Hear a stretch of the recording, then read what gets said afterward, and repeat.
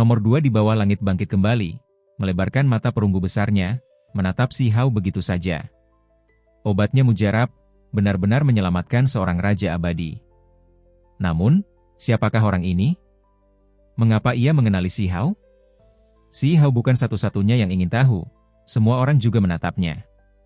Nomor 2 di bawah langit awalnya adalah garis keturunan yang penting, yang dapat melawan naga sejati, hanya kalah setengah jurus. Itu adalah tirani yang tak tertandingi, jelas merupakan raja abadi. Saat pusing, hanya dengan membuka matanya, hasrat membunuh akan melonjak. Mata naga itu berkedip-kedip dengan cahaya yang membangkitkan semangat. Namun sekarang, tidak peduli bagaimana mereka melihatnya, tatapan itu tidak sepenuhnya benar. Ketika menatap Si Hao, ia malah tertawa hampa, memancarkan sedikit perasaan menyedihkan. "Siapa kamu?" Si Hao mundur 2 langkah, karena setelah menyelamatkan orang ini, ekspresinya benar-benar tidak benar, membuatnya merinding. "Itu aku." "Kau bahkan melupakanku?" Nomor 2 di bawah langit sangat marah. Dengan suara "Shua", Si Hao merinding, benar-benar ingin berkata, "Dari mana bajingan ini datang? Bisakah kau tidak bersikap terlalu dekat? Kau bukan wanita. Kau bahkan tidak mengenali yang tua ini?" Nomor 2 di bawah langit melotot padanya, asap putih keluar dari mulut dan hidungnya. Itu adalah ras naga, jadi ini terlihat sangat menakutkan. Jika bukan karena Si Hao dan Pan Qing yang menekan tempat ini, orang lain mungkin tidak akan mampu merebutnya. Si Hao merasa orang ini terlalu familiar, ekspresinya terlalu menyedihkan. Semakin dia melihatnya, semakin mirip dengan salah satu dari mereka berdua. "Kau salah satu dari 2 orang tua itu?" Si Hao bertanya dengan nada menyelidik. "Bocah, kata-kata macam apa itu?" Nomor 2 di bawah langit melotot padanya. Si Hao benar-benar tercengang. Dia tidak pernah menyangka nomor 2 di bawah langit memiliki latar belakang luar biasa, seperti ini, itu terlalu mengejutkan. Dia benar-benar tercengang, kehilangan kata-kata. Siapakah yang mengira bahwa klan naga primitif yang perkasa ini akan memiliki latar belakang seperti ini, sehingga membuatnya tercengang? "Senior, siapa dirimu yang terhormat?" tanya semut bertanduk surgawi. "Bolehkah aku bertanya senior tentang nama besarmu?" Naga merah juga dengan serius meminta petunjuk. Mereka masih belum bisa menebak identitasnya, keduanya bingung. "Bukankah kalian semua suka memanggilku kakek burung?" Nomor 2 di bawah langit perlahan bangkit, meregangkan otot-ototnya, mengusap-usap kepalanya, mengumpat, berkata, "Bahkan ada yang berani menusuk kepala orang hebat ini dengan tombak, dasar bajingan. Kaulah orang tua itu?" Semut bertanduk surgawi dan naga merah berteriak bersamaan. Mereka akhirnya tahu identitas nomor 2 di bawah langit. Dia adalah kakek burung dari alam dewa kekosongan. Hasil ini membuat mereka tercengang, sangat sulit diterima, sulit dipercaya. Seberapa ganaskah nomor 2 di bawah langit? Dia adalah raja abadi yang kekuatannya mendominasi dunia, seseorang yang berani menghadapi para ahli yang tak tertandingi. Akan tetapi, kakek burung biasanya hanya tertawa cekikikan dan tertawa terbahak-bahak, tidak berpura-pura pantas sama sekali. Bagaimana mungkin orang lain bisa mengaitkan kedua orang ini, mengira bahwa mereka adalah makhluk yang sama? Apakah itu benda tua itu? Mu King, batu penyerang ilahi dan yang lainnya semua tercengang, berteriak aneh. Ketika mereka mengetahui siapa orang itu, mereka semua agak tercengang. Si angka 2 di bawah langit yang galak itu sebenarnya adalah kakek burung yang vulgar. Seekor naga bersayap, benar-benar seekor burung. Pada saat ini, Putri Aoyu, Tuo Guyulong, Chang Gongyan dan yang lainnya tidak dapat menahan diri untuk bergumam. Mereka juga menuju ke alam bawah, memasuki jalur alam dewa kekosongan dan dengan demikian secara alami bertemu dengan kedua orang tua itu. Kata-kata macam apa itu? Nomor 2 di bawah langit melotot. Orang-orang itu langsung terdiam. Identitas raja abadi sebenarnya adalah lelaki tua ini, itu terlalu tak terduga. Namun, tak lama kemudian, semua orang kembali bahagia. Mereka memang memiliki perasaan khusus dengan lelaki tua ini. Sudah bertahun-tahun sejak mereka bertemu, jadi mereka masih memiliki banyak kenangan indah.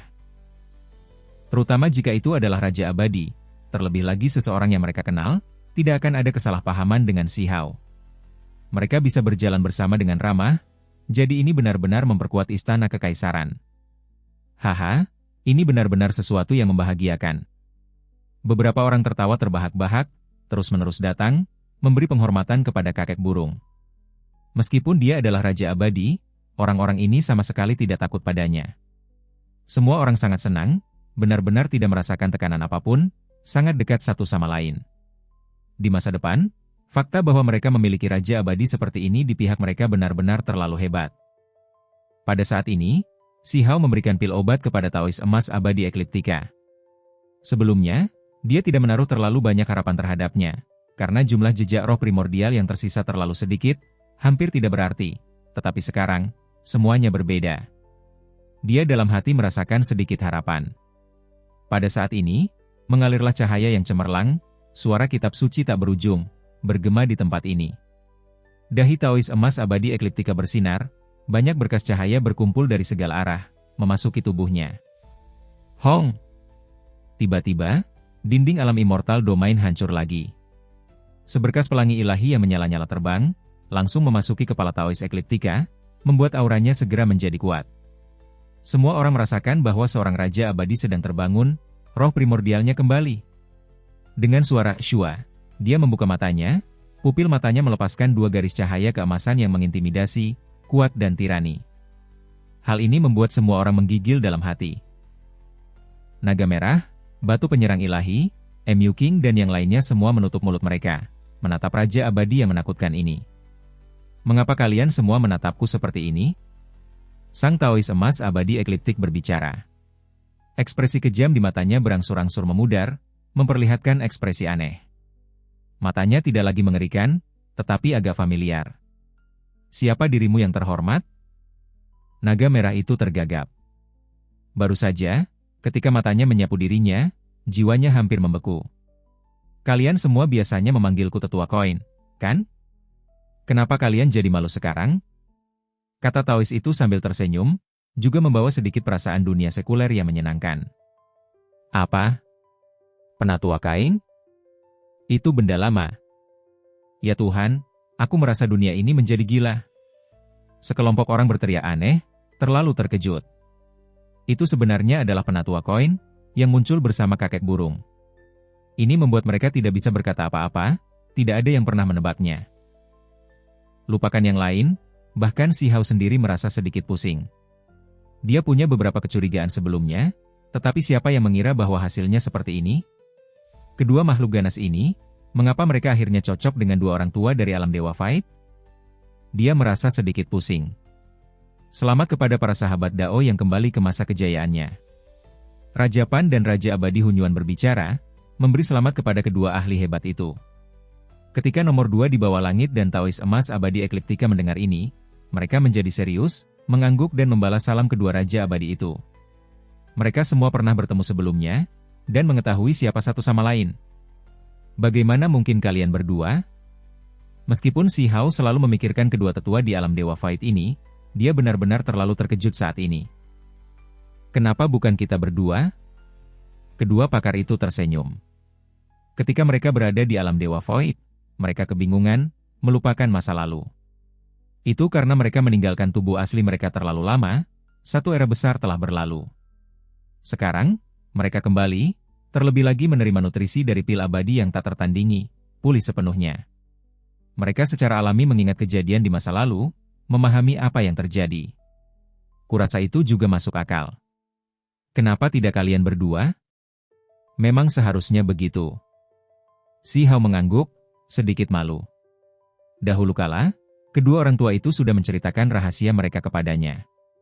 Konon, mereka awalnya bukan berasal dari alam dewa kekosongan, melainkan raga mereka yang sebenarnya ada di dunia luar. Sekarang, sepertinya beberapa petunjuk benar-benar mengarah pada mereka. Nomor 2 di bawah langit berada di hutan binatang surgawi, Taois emas Ekliptika berada di pegunungan pengobatan ilahi, keduanya berdekatan, keduanya berada di luar perbatasan sunyi, pada dasarnya berasal dari tempat yang sama. Kedua ahli itu seperti cangkang kosong. Si Hao menerimanya dan kemudian dia merasa sangat gembira. Dia dekat dengan keduanya, dan sekarang mereka bisa bersatu kembali seperti ini, itu bisa dianggap sebagai pengaturan terbaik dari surga.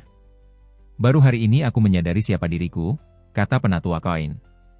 Keduanya telah menghabiskan terlalu banyak waktu di alam dewa kekosongan, menjaga penjara kegelapan itu. Pada akhirnya, mereka sendiri terkikis, kesadaran mereka mengalami masalah, dan melupakan terlalu banyak hal. Di era besar terakhir, kita mengalami bencana, roh purba kita tiba-tiba memasuki alam Dewa Faid. Siapa yang mengira bahwa kita masih akan melihat cahaya matahari lagi? Kata nomor 2 di bawah langit sambil mendesah pelan. Siapa yang menyangka pil abadi jenis ini benar-benar bisa menyelamatkan kalian? Kata Si Hao. Ketika mereka mengetahui jenis obat pil itu, nomor 2 di bawah langit dan emas abadi Ekliptika Taois sama-sama tercengang.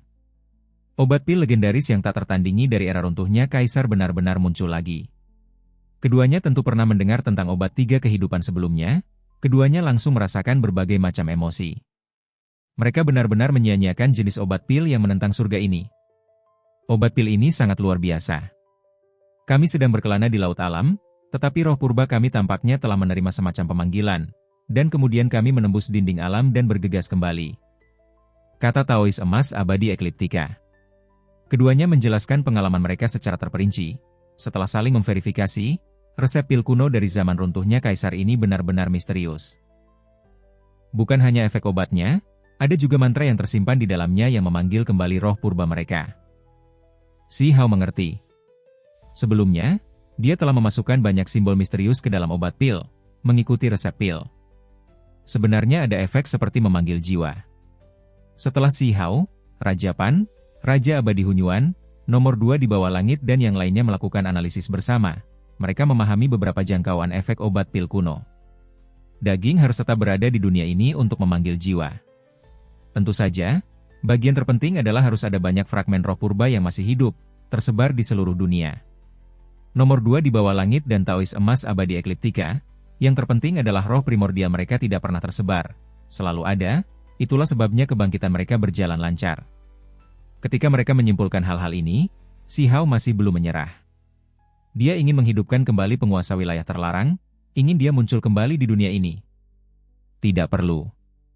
Aku sudah meninggal dunia sejak lama, sekarang, hanya ada sedikit pikiran yang tersisa. Penguasa wilayah terlarang itu tidak terpengaruh, sama sekali tidak mempermasalahkannya. Namun, Si Hao masih belum bisa menerimanya.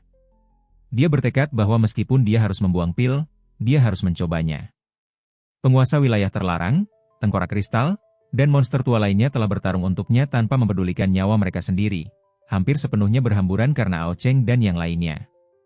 Bagaimana dia bisa melupakan rasa terima kasih seperti ini? Meskipun penguasa daerah terlarang menentangnya, Si Hao dengan paksa memurnikan obat pil untuk merawatnya. Pada akhirnya, ada beberapa cahaya yang terbang, memasuki tengkorak putih salju milik penguasa wilayah terlarang itu. Sosoknya menjadi sedikit lebih jelas, auranya benar-benar menjadi jauh lebih kuat. Namun, hanya itu saja, tidak ada perubahan lain. Penguasa wilayah terlarang lebih kuat dari sebelumnya, memperoleh lebih banyak kekuatan hidup, tetapi masih belum bisa dianggap bangkit dari kubur, hanya mengumpulkan beberapa jejak jiwa yang tersebar di dunia ini. Dia tidak dapat hidup kembali. Ini bagus, membuktikan bahwa ada beberapa efek. Suatu hari, ketika aku cukup kuat, keadaan mungkin akan berubah menjadi lebih baik. Si Hao tidak merasa putus asa, malah menjadi penuh percaya diri. Semua orang tahu apa yang dimaksud dengan cukup kuat, dan seperti apa alam kultivasi yang diwakilinya. Sekarang, dia sudah menjadi raja raksasa abadi, jadi jika dia terus berkembang, dia akan menjadi kaisar. Kemudian, Si Hao masing-masing memurnikan pil kuno yang menggemparkan dunia untuk tengkorak kristal, tulang lengan emas, dan bola mata berdarah, dan merawatnya satu demi satu. Bahkan mulut Raja Pan dan Raja Abadi Hunyuan berkedut saat melihat ini. Menurut mereka, ini terlalu berlebihan. Orang-orang itu tidak dapat diselamatkan sama sekali, namun pil kuno ini masih disia-siakan. Semua monster tua itu menolak, tidak ingin dia menyia-nyiakan pil seperti ini. Namun, Si Hao bersikeras. Dia punya pertimbangan sendiri, katanya, jejakmu sekarang lebih kuat, keadaanmu lebih baik dari sebelumnya. Ini sudah cukup. Si Hao tahu bahwa meskipun monster-monster tua ini tidak benar-benar bangkit kembali, aura dan bagian-bagian lain mereka menjadi lebih kuat, memiliki lebih banyak kekuatan hidup daripada sebelumnya. Ini adalah harapan. Si Hao merasa mereka mungkin benar-benar bisa bangkit kembali suatu hari nanti. Di wilayah ini, sorak-sorai terdengar, semua orang mengucapkan selamat dengan gembira. Dua Raja Abadi yang agung kembali, ini merupakan masalah besar yang membuat semua orang bersemangat. Apakah Huang mencoba menentang surga? Dia memurnikan pil abadi yang tak tertandingi ini, menyelamatkan 2 orang yang sudah meninggal, itu benar-benar tidak masuk akal. Sangat hebat. Bahkan resep pil dari era runtuhnya Kaisar dapat disempurnakan, ini terlalu mengejutkan dunia. Banyak orang merasa terkejut. Si Hao juga menyuruh Huo Ling-er memakannya. Obat pil itu sangat luar biasa, tetapi pada akhirnya, tidak ada efeknya. Itu masih kegelapan Huo Ling-er, roh primordial asli yang tidak kembali. Mengapa alam dewa kekosongan hancur? Tanya si Hao. Makhluk-makhluk laut alam menyerang alam dewa kekosongan, menyebabkan tempat itu meledak. Demi membebaskan makhluk-makhluk di penjara kegelapan, mereka bersedia melakukan apa saja. Apakah kalian berdua kembali dari laut alam? Tanya si Hao. Memang, kami kembali dari Realm Sea. Kami hampir tersesat di sana. Nomor 2 di bawah langit mendesah. Pada saat yang sama, ada kemarahan yang meluap. Saat itu, seseorang telah menghancurkan alam dewa kekosongan, dengan paksa membawa pergi jiwa-jiwa yang tertindas, dan memasuki laut alam. Siapa yang berani menghancurkan alam dewa kekosongan? Aku akan pergi dan mengunjunginya, kata si Hao, berharap untuk memasuki laut alam. Sekarang setelah ada 2 raja abadi lagi, ada cukup kekuatan untuk melindungi istana kekaisaran. Dia tidak perlu khawatir lagi. Dia bisa melakukan apa yang dia inginkan dengan tenang, memasuki laut alam dan menuju ke kedalamannya. Dia ingin melihat apa yang ada di ujung kegelapan.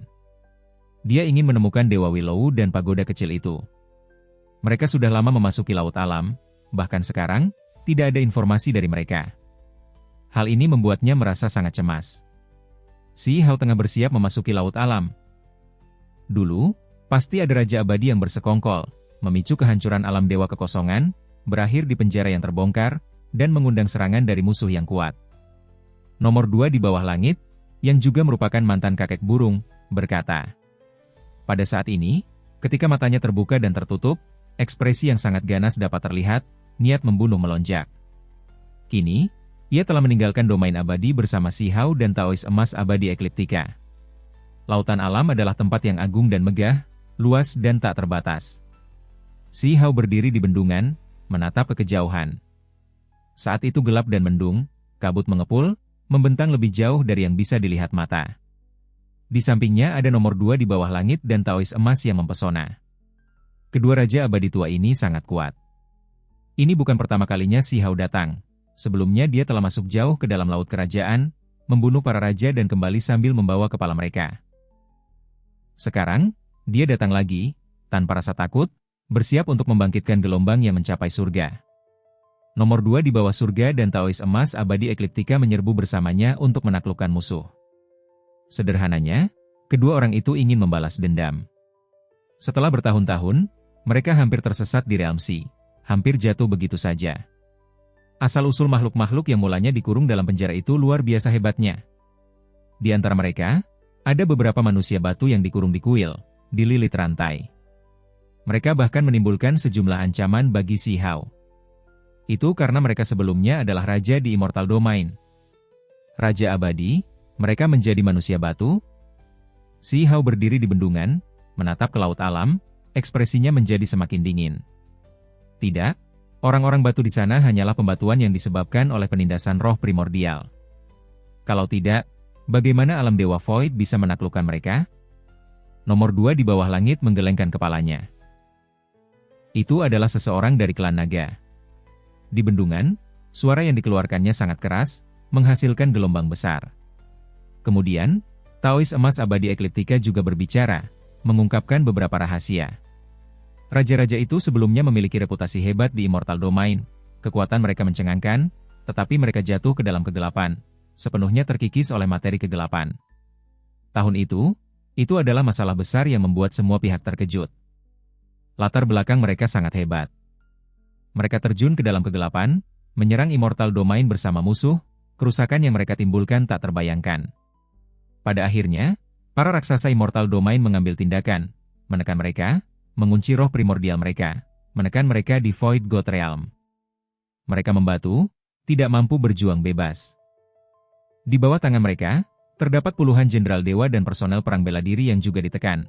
Roh primordial mereka disegel dalam wadah ubin, juga dikirim ke alam dewa kekosongan. Inilah latar belakang orang-orang itu. Itu karena raja-raja Immortal Domain sebelumnya juga memperoleh kontribusi sebelumnya, mereka tidak dapat dibunuh secara langsung. Masih ada orang-orang yang berharap untuk membangunkan mereka suatu hari, menyelamatkan mereka, jadi itulah sebabnya mereka tidak dihancurkan secara langsung. Ternyata ada cerita seperti ini. Tatapan mata Si Hao dalam. Dia mulai bergerak, memasuki realm Si. Nomor 2 di bawah langit dan Taois emas abadi Ekliptika mengikutinya, keduanya terus maju, tepatnya untuk menyelesaikan karma ini. Ada juga rumor yang menyatakan bahwa di antara mereka yang ditekan, ada beberapa yang tahu tentang rahasia artefak kuno asal. Ada orang yang ingin mengetahui rahasia ini, jadi itulah sebabnya mereka tidak dibunuh. Nomor 2 di bawah langit, yang juga kakek burung, mengatakannya seperti ini, matanya yang besar dan perunggu penuh dengan niat membunuh. Ombak besar bergulung-gulung di laut alam, setiap ombak menghancurkan dunia, membawa aura tahun-tahun yang tak berujung. Tempat ini terlalu misterius. Kelompok Si Hao bergerak di atas ombak, proses ini seperti melintasi kata-kata yang berbeda, berjalan di dunia yang hancur yang tak terhitung jumlahnya. Ini adalah dunia yang muncul di era besar yang tak terhitung jumlahnya sebelumnya. Sepasang mata merah tua muncul dalam kegelapan yang jauh, menyeramkan dan mengerikan saat mereka menatap, seolah ingin menerkam dan melahap mereka. Makhluk lain yang kehilangan jiwanya. Kata Taois emas abadi Ekliptika sambil mendesah. Di laut kerajaan ini, entah berapa banyak ahli yang telah kehilangan jati dirinya, hanya hasrat membunuh yang tertinggal, bukan lagi jati diri mereka di masa lalu. Nomor 2 di bawah langit meraung, teriakan naga bergema di langit, menggetarkan surga, mencapai ombak, mengguncang laut alam. Mata merah itu menghilang dari kegelapan. Meskipun makhluk-makhluk itu juga kehilangan akal sehatnya, mereka masih tahu apakah musuhnya kuat atau lemah, berdasarkan naluri mereka, jadi mereka mundur begitu saja. Namun, pada akhirnya, masih ada makhluk yang tidak bisa menahan diri untuk tidak bertindak. Sebuah cakar besar terjulur, menutupi langit. Nomor 2 di bawah langit bertindak kejam, mencabik cakar besar itu, hujan darah pun turun. Makhluk besar yang seluruh tubuhnya ditutupi sisik itu melarikan diri ke kedalaman realm Si. Namun, separuh tubuhnya retak, hancur berkeping-keping. Salah satu yang terbaik di antara makhluk abadi. Di alam laut, ada makhluk abadi dan abadi sejati, bukan hanya raja yang berani masuk. Ada makhluk dari alam kultivasi lain yang datang, tetapi secara umum, akhir mereka semua agak menyedihkan. Beberapa hari kemudian, Taois emas abadi Ekliptika naik ke langit, menatap ke laut alam di depannya. Dia berdiri diam, tidak bergerak, melihat tujuannya. Ada hamparan pulau yang tersebar di seluruh tempat, cukup mencolok di laut ini. Ada gumpalan api yang berkelap-kelip dengan kecemerlangan yang luar biasa. Ada individu-individu kuat yang duduk di sini. Itu adalah api roh primordial mereka, yang menyala di tempat ini, jelas ada raja-raja di antara mereka. Si Hao merasakan aura yang familiar. Bagaimanapun juga, itu adalah makhluk-makhluk itu. Mereka sebelumnya saling berhadapan di penjara Void God Realm, bertarung satu sama lain. Kamu. Nomor 2 di bawah langit mengeluarkan raungan naga, membuat langit dan bumi bergetar. Pada level ini, tidak perlu menyembunyikan apapun. Bahkan dengan jarak jutaan dan jutaan li di antara mereka akan saling merasakan, tidak ada cara untuk menghindarinya.